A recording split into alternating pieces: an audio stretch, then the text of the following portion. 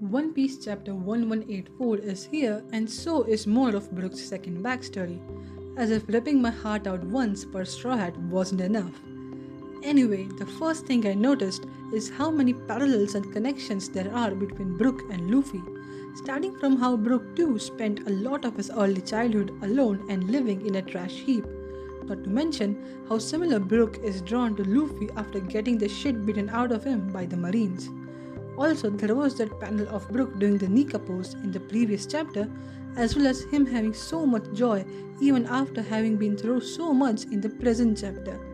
And the fact that before everything else, Luffy had always wanted a musician first. And I bet there will be more connections in the following chapters. Aside from that, did you all notice Candle's behavior? When her and Lewin broke in to rescue Brook, she says, "I'm nothing more than your devoted steel blade." And guess who else was introduced with something similar? See? See? The theory of Candle being a spy or a celestial dragon agent is becoming more and more likely.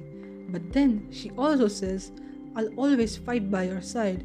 Now this could just be her lying and deceiving them, but I think it may be true. It could be that Candle was sent to Esperia to spy and keep an eye on things, but over time she actually fell in love with Lewin, and when the time came to betray them, she couldn't do it. And thus came the destruction of Esperia, and both Lewin and Candle most likely died defending it.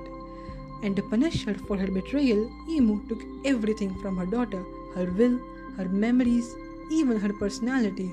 But the one thing Emu couldn't take away was Shuri's love for music, particularly Brook's music, and that may be the key to freeing her in the present time.